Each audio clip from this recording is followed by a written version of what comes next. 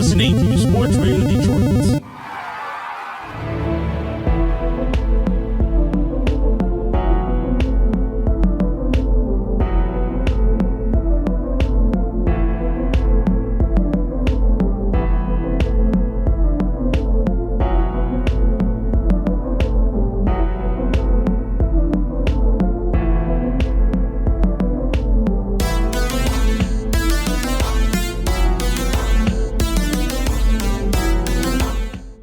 Welcome to Grave Discussions. I am one half of your hellish host duo, Barnabas. And I am the other half, Samael. Welcome to episode 90, the big 90. Hold your breath. And why are we holding our breaths? Well, we're holding our breaths for now because we're going to get into our main segment in today's episode, which is our review of the new Kristen Stewart-led aquatic creature feature Underwater. So all I'm going to say is that this movie was a ride. It was. And we're going to expand on that. Of course, if you haven't seen it yet, we're going to try and give you as, spoiler-free a review as possible. But that's coming up a little bit later on. First, as always, we have to give a shout out to the most awesome podcasting network around, Sports Radio Detroit. Yes, our gracious hosts. And you can find Sports Radio Detroit on Twitter, Instagram, and Facebook if you look up SRD Sports Radio Detroit, or you can head on over to http://www.sportsradiodetroit.com. Thank you for giving the entire... I usually put an S after the HTTP just in case. Security. Security is the utmost importance. What would happen if the gates of hell opened up? That's why I need HTTPS. Then I'm out of a job. Exactly. Yeah, can't have that. No. Well, fiends, go check out Sports Radio Detroit. They're incredible. There's lots of other great podcasts on there as well. And then I believe we're still doing our Fanatics partnership. If you have any interest in Detroit-based sports merchandise, you can go to the site, you can shop, and it helps out Sports Radio Detroit. So, yeah, that's that. Sam, there has been a lot going on in the world of horror. Actually, quite a lot. I had to cut some stuff out. There was like a new Chucky announcement as well. I think TV show? Yeah, the TV show is picked up by Sci-Fi. Oh, Skiffy. Now it's Siffy. Yeah. Sounds like a fucking disease. I know. Like, hey, you want to watch Siffy? No. No, does it involve wearing a condom? Hopefully not, honestly. I don't know. I wouldn't put it past Chucky to have any kind of weird shit in it, but... Oh, yeah. But we're not going to talk about that really extensively, but there was an announcement and kind of a little plot synopsis, or at least kind of direction the show's going to go. But speaking of shows, this first article is something that I'm still kind of on the fence about. But what's going on, Sam? So Andy Muschietti, Mr. Muschietti, Big AM, he wants to direct The Howling, and here's the catch, for Netflix, ? Bad idea. I would want to see it in theaters, since, we all watched The Howling, like, on VHS, of course, but that's because we were, young, and it came out before our time. Otherwise, we would have went to the theater like normal people did. So it's kind of like, I think it's kind of disrespectful that it would be a straight to Netflix, but also the idea is good to go. It's just not really finalized from what I've read. It's not 1000% they're good to go, they're filming, they're doing all that. So we can probably expect it, honestly, if they want to be smart and take their time with it. I would say like late 2021 or the beginning of 2022, because I don't want them to start filming it in, like, let's say May, after they get everything done, and then they're done by October, and then they release it by, let's say, January. Like, I think that would be bad. I think mid next year or early 2022, if you don't want to absolutely slaughter this movie, like Black Christmas was kind of slaughtered, and Poltergeist wasn't bad. It wasn't too bad. I don't know. I'm kind of tired of remakes, dude. Like, I was watching In Search of Darkness, and the reason we love these 80s movies is because they were original. And, like, they were all, like, just original ideas just popping out. Of course, The Howling is based on a book, but, like, they were all original movie ideas. Now, all we're getting is Stephen King adaptations and remakes, which I'm pretty tired of. Yeah. So is this like for sure going to be a movie or is this going to be a TV show? I think movie. I think okay. Yeah. I get it. You get what I'm saying though, right? Like I kind of don't want to like fucking watch it on Netflix this October. We just started filming in May, and now October gets released straight to fucking Netflix. Like, there are a lot of factors. I mean, that kind of time like range isn't really too unrealistic for like a big budget movie. It depends. I mean, it depends on, you know, if there's going to be a lot of practical effects, where they're going to shoot, what the schedule is going to look like. But again, like you said, nothing's actually been finalized yet. Yeah, that's a good thing, honestly, because I'd be down for Andy to direct it because he did great with it. He did good with Mama. From what I remember from Mama, I only watched it once, like 3-4 years ago. I want to say 4 years ago, maybe even more. It's been a while since I've seen it. Yeah, but like, I don't know, man. I don't know how he would do with The Howling. I mean, both movies that he's done were supernatural. The Howling, I guess you could say werewolves are supernatural because they're part of like whatever folklore, and there's like something supernatural involved there. Okay, sure, but I don't think it's a good idea to keep throwing up these remakes because, like, I mean, I guess it is a good idea because it'll really let these directors know, like, hey, you're not going to be as good as the original. Like I've said before, and, you know, I don't want to get into it too much, but the only reason that these things are still happening is because they make money, you know? Like, fans are constantly saying, like, there's no reason for this remake to be made, etc. But I mean, if you go to the theater and you buy a ticket for like a remake anyway, or even if you watch it on a streaming service, you're technically still like giving the production company money. Yes. So, you know, they're going to keep doing it. And the social media presence because of stuff like this is very high. I mean, this is probably like the most popular article here. So I get it. But is it necessary? Nah, probably not. But since it's probably going to happen anyway, I will say I'm glad that there's at least a semi-talented director behind it. And if they stick to pretty much completely practical makeup, then I'll at least be happy with that. But I don't know what they're going to do with the story, and that's like my biggest concern. So apparently a woman is attacked by like a serial killer or whatever, and she survives, and then she like moves or some shit like that, and then the wolf stuff starts happening. Okay. So kind of like the original. I mean, we'll see. Obviously, there's not a lot of information right now, but so that's why I don't even like sharing these articles because it's kind of speculation right now. But it seems like it's probably going to happen. Yeah, we'll see. I'm always down for new werewolf stuff. Yeah, I just don't think we need a remake of this either. But I mean, dude, they already made what, like 6 Howling movies, and after the first one, the rest were trash. I know, one of them was like, your sister is a werewolf or whatever. They were just cheap cash-ins, honestly. I mean, dude, and now they're talking about remaking Pumpkinhead, so like, oh my god, dude. And this next one, because I think we should move on from The Howling, but yeah, Silence of the Lambs is kind of coming back. But it's a continuation called Clarice. Yeah. Hello, Clarice. It's going to be on CBS, and apparently it's already gotten like some pretty hefty backing behind it, and they want to do like a long series. So, but it's gonna follow her like after Silence of the Lambs. What takes place first? Silence of the Lambs, then Hannibal, right?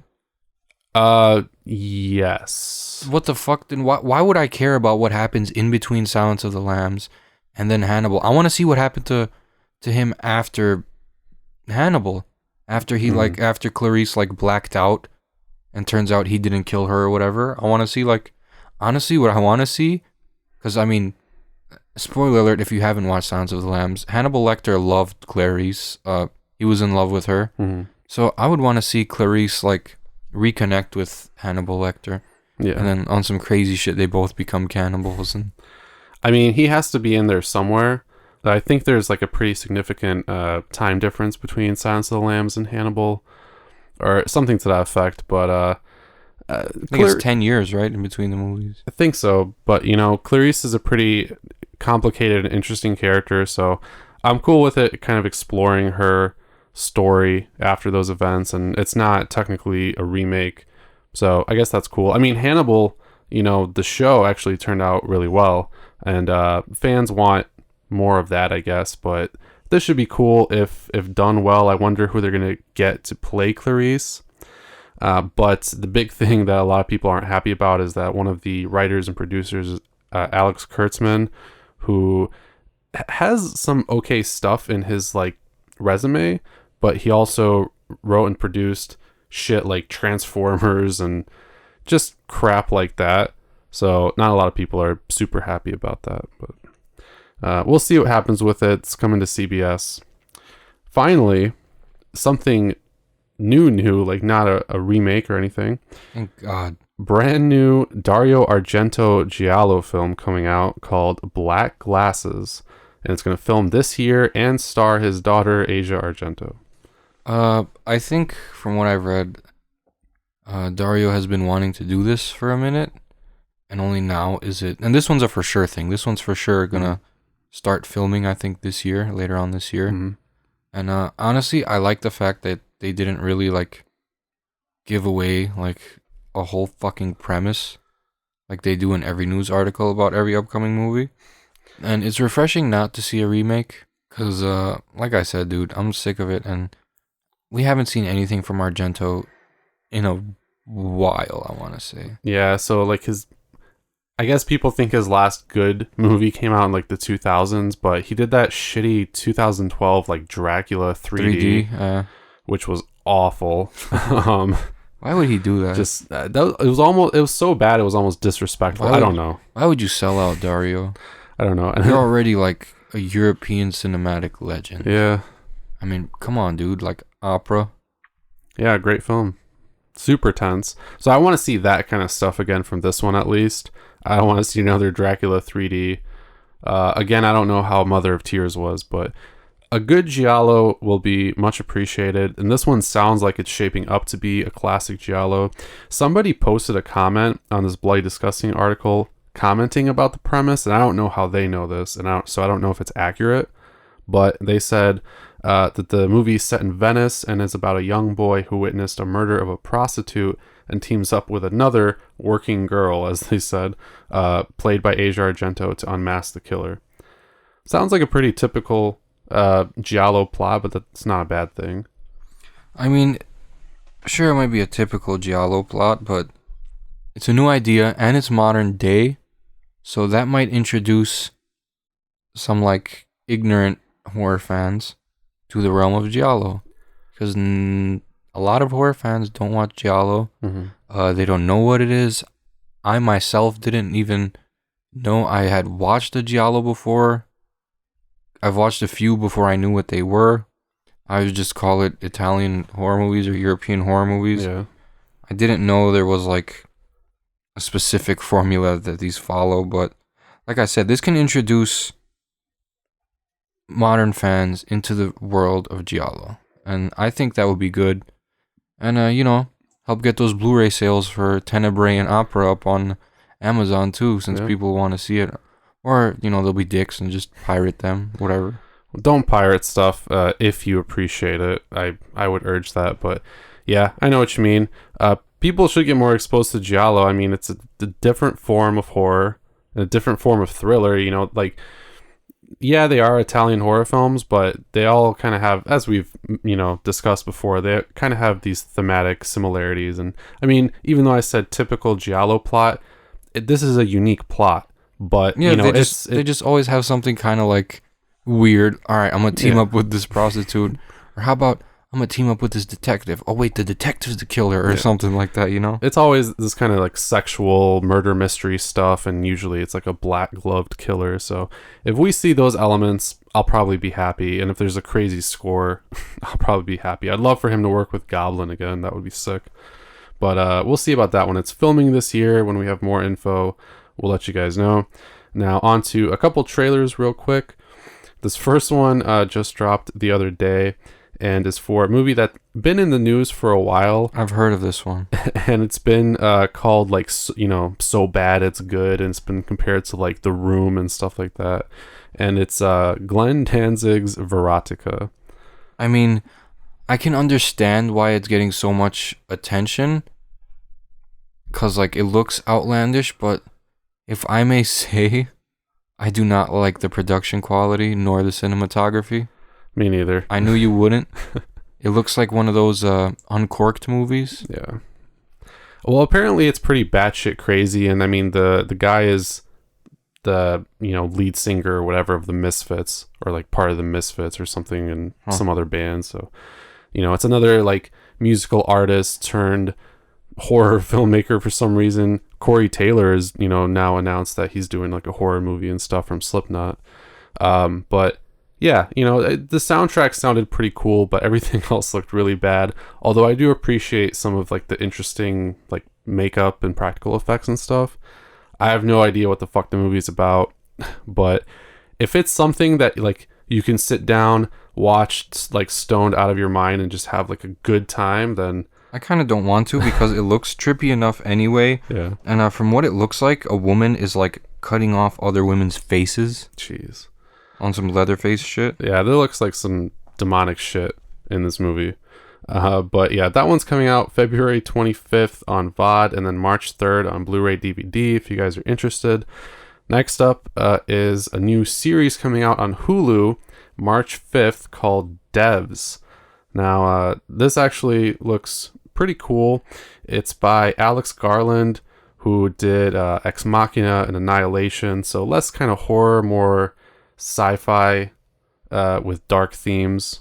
Seems like what's that series, Black Mirror or whatever the fuck. Yeah. That's the kind of vibes it gave me. What's his name's in it from 21 and 22 Jump Street? Oh, Nick Offerman. Yeah, where else do I know him from? He was in oh god, it's either Community or Parks and Rec. I think Parks and Rec. Parks and Rec. Okay. Yeah, I love that guy, but so he almost seems out of place here. That's what I was thinking. I'm used to seeing him be funny. Yeah, it's like when I saw Jim Carrey in The Number 23, and that's when you realize, holy crap, this person would be a better role for like the protagonist who's going through some psychological trauma than like the funny guy all the time. Yeah. I mean, we'll see. I think I am excited to see him in it, though. I think he have like long hair or something. Yeah, his hair is like right to his shoulders. He does look weird, honestly. But it's still his voice, so it's like, oh, okay. But it was off-putting, honestly, when I watched this like shortly before we started, and then I'm like looking at the trailer. I'm like, wait a minute, he looks familiar. I've seen him in a lot of funny shit.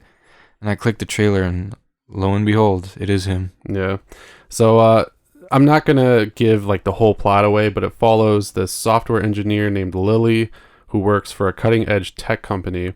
And after her boyfriend's suicide, she thinks that something's going on and she starts to investigate. And it all comes back to this weird like tech company that I guess is led by Nick Offerman's character.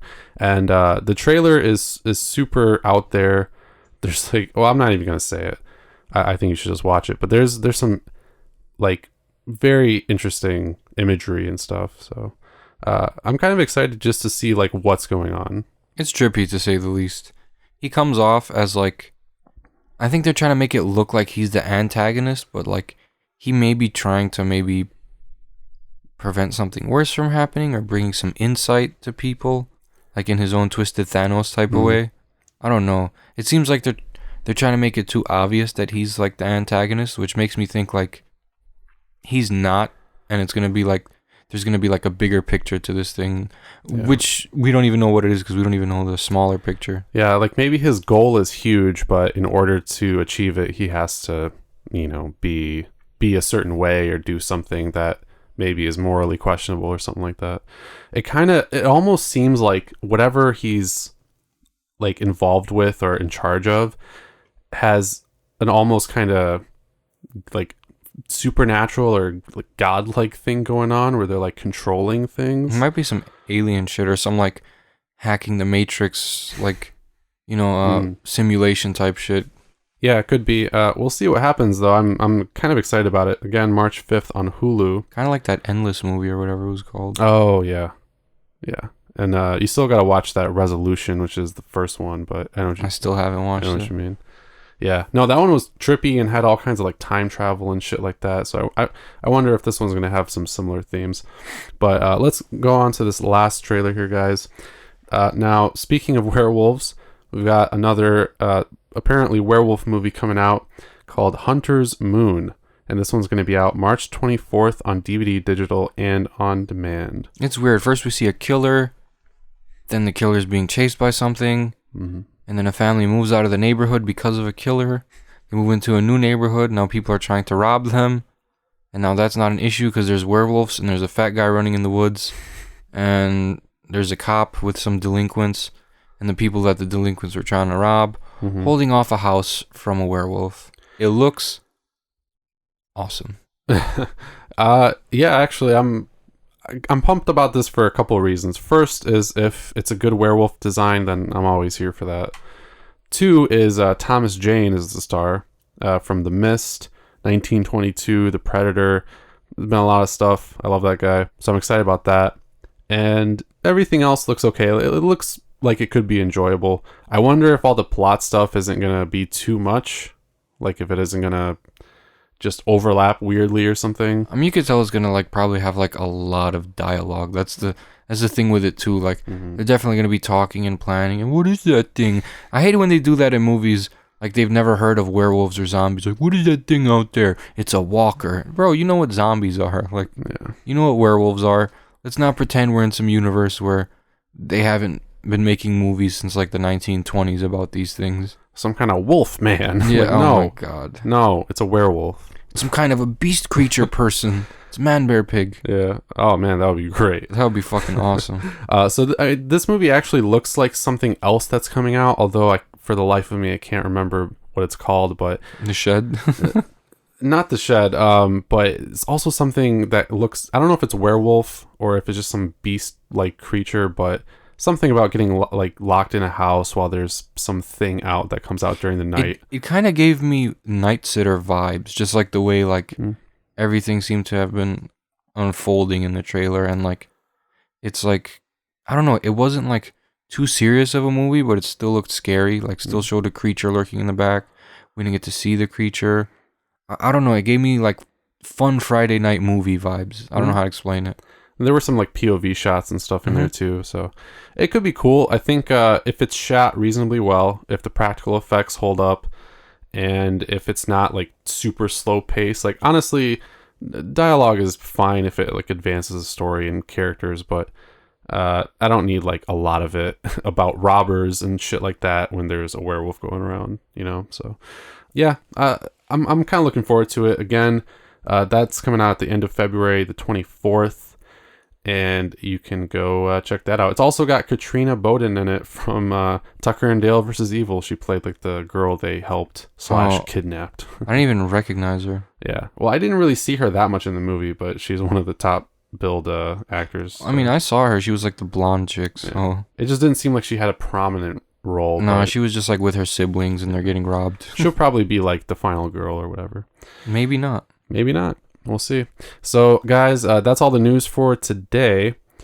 You can tell us what you thought about all of it, if you're excited about anything, if you hate the fact that there's a Howling remake coming out, which I'm sure you're not a fan of. But we're going to move on into our main segment in just a moment here. First, we've got some messages from some other SRD shows, so stick around. Hi, this is Jason Pinkham from Pucking Around and Spinning the Wheels on Sports Radio Detroit. Check us out every Sunday over on the SRD Hockey feed on Spotify, TuneIn Radio, Podbean, iTunes, and Stitcher. That's SRD Hockey in your search bar. New episodes every week.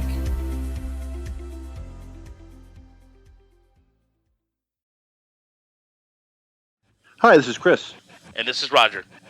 And if you like Tigers baseball, Major League Baseball, Minor League Baseball, analytics, pop culture references, movies, sports, food. Check us out. Look for Tigers SRD on iTunes, Google Play, or Spotify.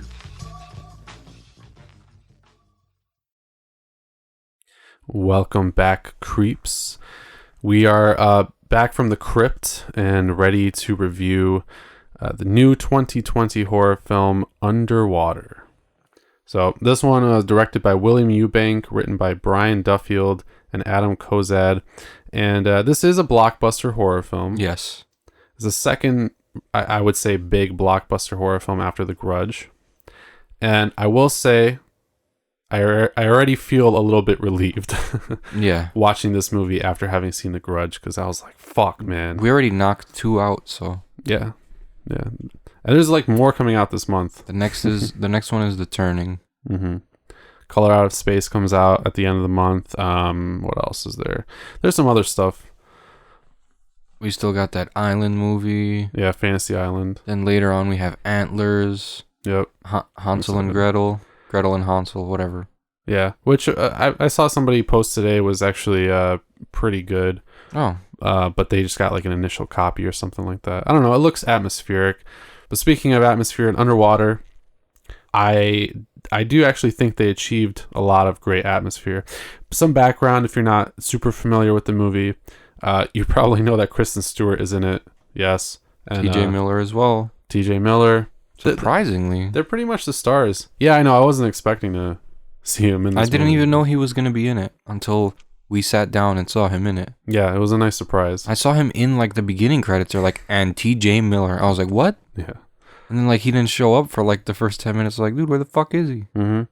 No, he was great, and he actually provided, as you might expect, good comedy relief. Some people, I guess, didn't like him, but fuck those people. I don't trust them. I don't understand why you wouldn't like T.J. Miller. He's hilarious. He's just like a regular dude. Like, that's the most accurate representation of a regular dude in any movie. Any movie that he's in, even Deadpool, like, Yeah. he's just a dude. Well, yeah, because he had to kind of conform to that character, but here he's just kind of T.J. Miller, but playing a researcher in this huge drill that has been constructed in the Mariana Trench that's going all the way to the bottom of the ocean floor and drilling for resources, basically, is what that whole premise is. But Kristen Stewart and T.J. Miller are part of this research team that kind of operates the base. And the movie starts off with this crazy earthquake, or they don't know what it is, but something destroys their rig and they're kind of forced to survive. And that happens pretty much immediately, which is nice. Yeah, within literally the first 3 minutes of the movie, like, I thought, like, Kristen Stewart's character was having a dream, because she started talking about dreaming. So I guess they tried to trick us into thinking it was a dream. I thought eventually, like, the whole thing was going to explode and she would wake up. Yeah. But no, it was real. Like, it starts right off the bat with the action, which is what I liked. Yeah, I actually appreciate that a lot, because right from the get-go, even from watching the trailer, I could tell that this was going to be that kind of movie. And I don't want to really do a lot of comparisons, but it's kind of inevitable. But this movie, think about it like, you know, like The Abyss or Deep Star 6 or Leviathan, those kind of movies. It's got that, you know, underwater creature feature thing going on, but it is also kind of more of like an action movie. Yeah. So there is tension, there is atmosphere, but there's a lot of these fast and sweeping kind of sequences too, where there's just a lot going on. Initially, the monsters weren't even the problem. It was just the suits and then the pressure being so fucking hardcore that, you know, if you don't have the suit on, you would explode. Yeah. Claustrophobia too. Immense claustrophobia. I was feeling uneasy throughout the whole movie, honestly. Yeah. I actually think they did a great job setting that kind of vibe. And I think just going right into it played a very important part. We don't need all that backstory or anything. The whole point of this movie is to make you feel scared of the water, honestly. You know, because the whole rig is breaking down, sinking. They're forced to have to go into the ocean with very limited resources and just these suits to try and, you know, get to their goal, basically. And that was probably one of my favorite parts of the movie, because even though I'm fascinated by like the ocean and the deep ocean specifically, We're all terrified of it.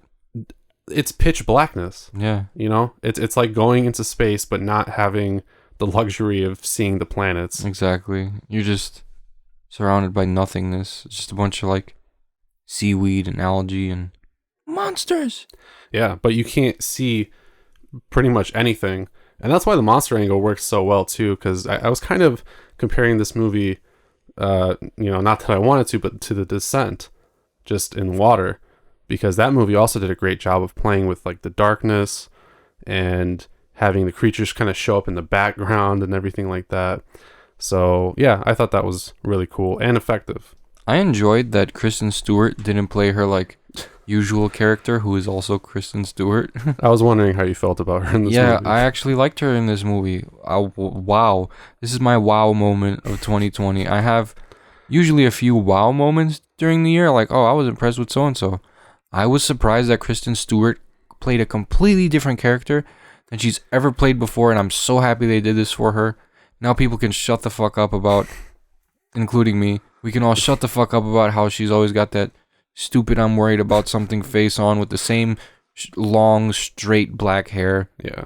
And it's a relief, honestly. I didn't even think, like, throughout the movie, she's just this, like, blonde chick with short hair, you know? You didn't really look at her as the girl from Twilight at all. She was even a badass in this movie, which rightfully so. I mean, if you're going to the bottom of the ocean floor, you got more balls than I do, okay? I'd be fucking terrified. Agree completely. And it doesn't push it or force her to be badass or anything like that. She just is, like, it seems naturally like she's trying to take care of everybody as the situation started unfolding. I mean, even, like, you see her, like, you know, not contradicting, but, like, talking to, like, the captain. Like, are you sure that's safe for all of us? Are you sure that's a good idea? We'll only have 30 minutes from here to here. From here to here, we got to do that quick. Like, she's concerned about everyone's safety. And, you know, whenever anything happens to anyone, you kind of see the look on her face. It's kind of like the I could have helped them look, because, like, she is the extremely altruistic character in this movie. She's our hero. Agreed. Yeah, I think they gave her a good role. I think the intent was kind of to make her a very Ripley-esque character. Yeah, that's what it seemed like, honestly. Which I can see. I don't think she's going to go down in horror history anywhere remotely close to Ripley, but I don't think there's anything wrong with her performance or her character in this movie. I mean, she did good. I mean, yeah. I have nothing bad to say about her. Yeah, and honestly, and I usually have a mouthful. I know, Kristen Stewart's stupid fucking face. Yeah, that's exactly what I said. No, I agree though, and I mean, I think it helps that the writing was pretty tight. You know, the narrative was very focused. You know, now it's not like a masterpiece. You know, I think stuff like The Thing definitely had a way more captivating kind of mystery and just overall premise going into it. But there's nothing really, I would say, negative about any of that stuff in this movie. You know, there's this monster presence and they're in survival mode, and that's really the whole point of the movie. And yeah, it's not like a masterpiece, but I don't think it deviates from that too much. I don't think it's badly written. Yeah, there's maybe some cliched kind of stuff in there, but the dialogue feels pretty natural. Yeah, it all felt supernatural. Yeah, the characters' actions feel not pretty supernatural, but super space natural, like very natural. Yeah. So I didn't really find any fault with that. I was pretty into the journey, which is nice. I've been talking about wanting like an adventure kind of horror movie again. Well, there you go. I think, yeah, this fits pretty much perfectly. You know, they're going from point A to point B, fighting off these monsters with very little, might I add. This is less a game like The Evil Within or Resident Evil as it is something like Outlast or Amnesia or something like that. Basically got to put enough space between you and your attacker. You may get rid of one. Spoiler alert, damn it. There's a lot of them, fellas, and that's all ladies, that's all we can that's say. all we can tell you. And there's also different twists after you see all of them. You'll see what I mean. Just go watch it, honestly. Like I really liked how it was paced. I like that the action started off quick. There wasn't much for character development, honestly. Yeah. We learn about the captain here and there. We don't learn that much about knockoff Ripley. Yeah. The rest of them, T.J. Miller, you like just because he's T.J. Miller and he's the comedian. Same thing if I would have saw Bill Burr in a horror movie. I'd be like, oh my God, Bill Burr, he's so funny. Everything he says, I would have died of laughter. Yeah, that's fair. Yeah, I'm glad they didn't like force him to make a very dramatic turn or anything like that. But they were all fine. You know, I didn't hate any of the actors or actresses or anything like that. Yeah, no one annoyed me. Yeah, no. I mean, I guess it didn't help that, you know, I didn't particularly care if they died or anything either, which at least make me care about that a little bit.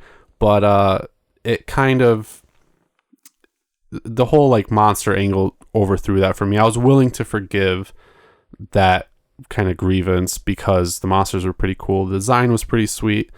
It was largely CGI, but it worked. For this movie, I think it made sense. And I was going to say, just kind of overall, you know, I think you can accept these things if you kind of realize what this movie is and what it's trying to be. Because it's not supposed to be something like Midsummer. No. You know, this is very much an literal movie. Yeah, faster paced, action driven creature feature. It's survival horror movie, basically. And that's the way it should kind of be approached, you know, and I think that's fine. And the fact that it's a blockbuster, I think, works in its favor. But I am kind of disappointed. It didn't really make a lot at the box office, which is sad. Yeah, because they put a lot of money into that movie, man. That was a very, like, intricately made movie. I mean, you could tell they put a lot of time and effort, like, into that set, whatever set they used, or whatever graphics they used, if that was actually underwater or not. Like, you can't really tell, but I'm assuming it wasn't, clearly. I'm sure some parts they probably did go underwater, but I mean, I don't think they dived into the ocean or anything. Yeah. No. But put a lot of money into it. It's just kind of pain in the ass because, like, it was not a bad movie. It was actually a good movie. I won't say it's an okay movie. It's a good movie. Mm-hmm. So, I mean, it's crazy nowadays. Like, either a movie has to be, like, super hipster-esque, hipsterish, whatever, and, like, avant-garde, and, like, art house, you know, allegorical, having to do with, like, some sort of social commentary, right, to get people's attention. And that's not what horror is about. Sorry to break it to you guys, but I don't need fucking some sort of social commentary for every fucking movie I watch. I watch movies to escape reality. I don't want, this movie's about the impeachment. Like, I don't give a fuck. Yeah. I'm here to get away from that shit. Other than, like, movies like Society, you know, Reanimator, stuff that has, like, its own little social commentary. But it's not pushed on you because it's like, hey, this is the premise, and this is the crazy shit that happens. But it can kind of also mean, you know what I mean? Like, this is this, but it can also be, it's not like Mother where it's the whole thing's like a biblical commentary, you know? Yeah. It was just like, hey, this happened, and that's kind of like how in real life, insert this into the blank. If you make that connection, yeah. Yeah, which I'm sure the filmmakers did intend to, like, very loosely, because I still want a horror movie, and I don't want to be preached to, you know, like Black Christmas and Mother. Right. I mean, there's a time and a place for everything, I think. There is. And I don't think making some sort of upstanding social commentary into a horror movie is going to be, like, get people to be like, oh, thank you, that opened my eyes. Like, maybe during, like, the Reagan era or whatever, when they released They Live. Yeah. That was more significant. And it's still pretty significant today. That's the thing. It's not really a social commentary. It's like a objective allegory. And yes, objective. Yeah. Because clearly that's what's going on. But the whole thing is a metaphor. But at the same time, they are fighting these alien people and all this stuff. It's not just like, oh, alien people, and then you don't see them, but it's just like hinted that they are there, you know? Like, there's a lot of movies that do stuff right. And Underwater did not have any sort of social commentary.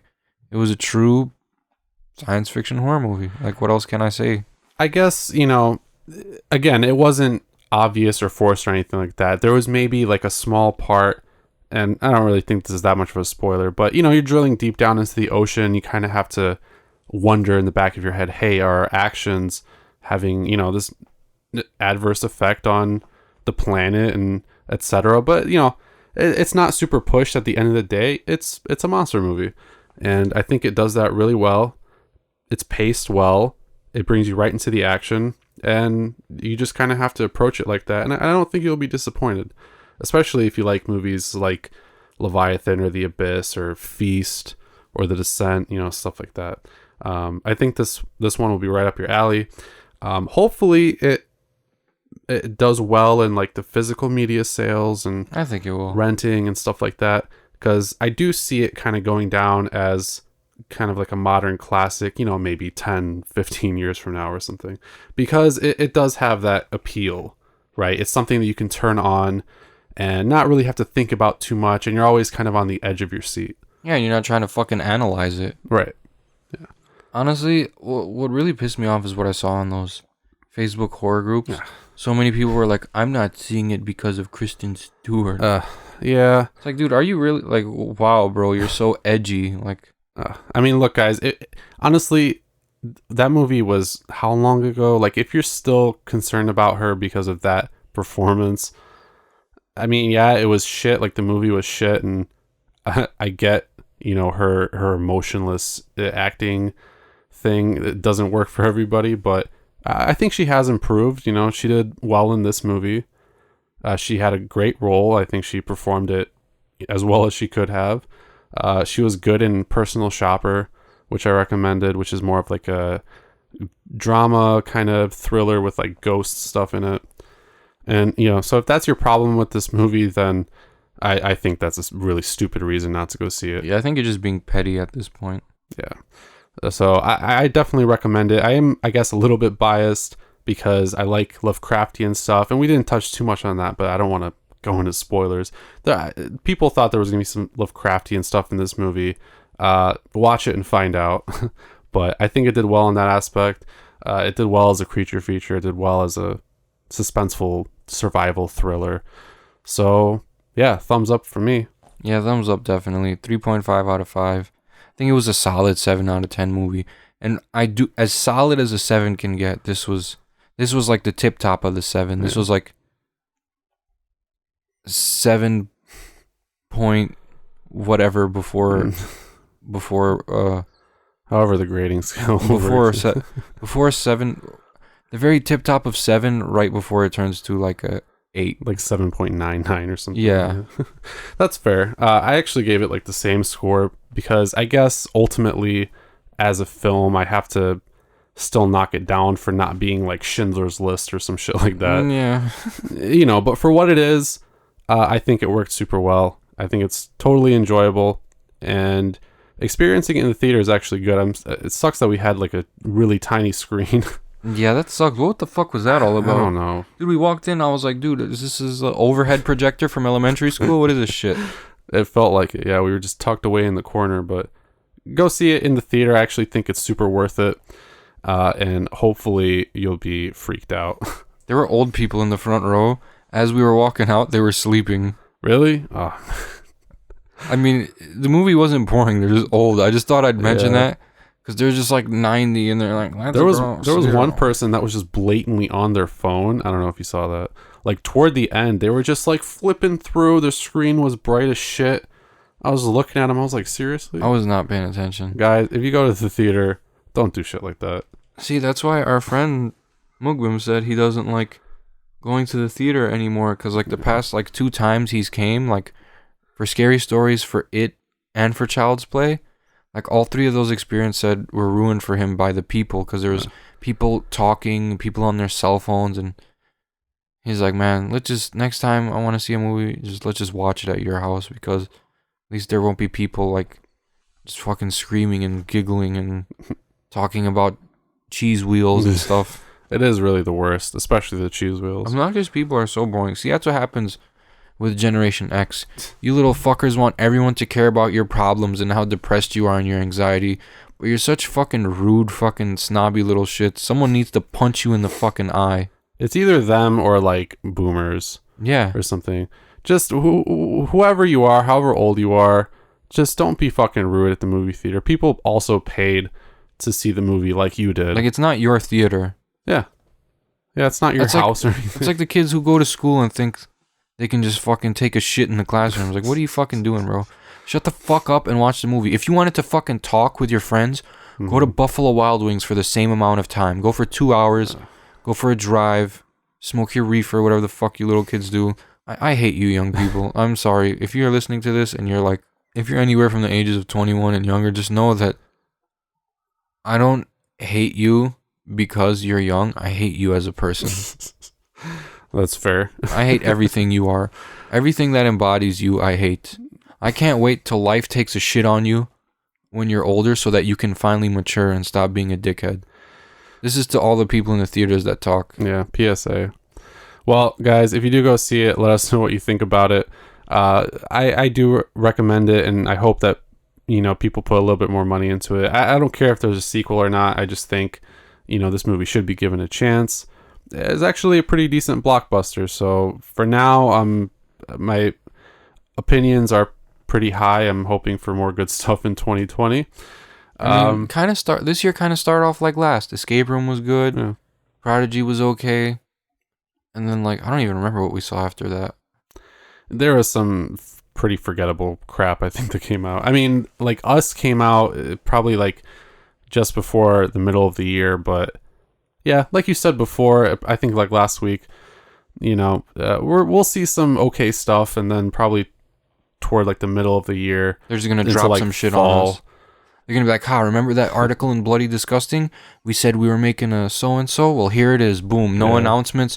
Just all of a sudden in theaters in 2 weeks. Like, that's what I want. I mean, who knows? Saw could even be good. Oh, man. We'll see. Chris Tucker. Yeah, that's a whole other discussion, hey, though. y'all. I'm Jigsaw. Like, he's fucking... drunk as fuck, apparently, because that's how that sounded. No, but, guys, I think we've spent enough time on Kristen Stewart's shaved head this episode. So yes, we have. Again, reach out to us on Facebook and Instagram at Grave Discussions and on Twitter at GraveDiscSRD. Shoot us a message, comment, whatever. Let us know what you think about anything we talked about this episode. And you can also visit gravediscussions.net for all the latest stuff. So go do that, and we'll be back next week.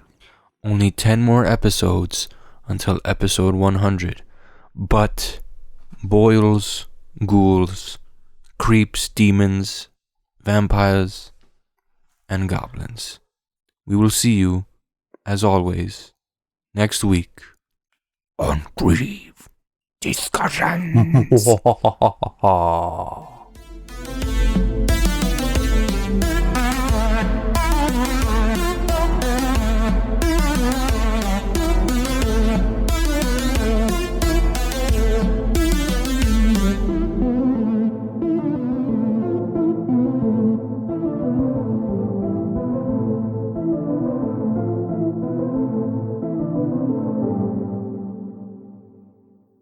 This has been an SRD production.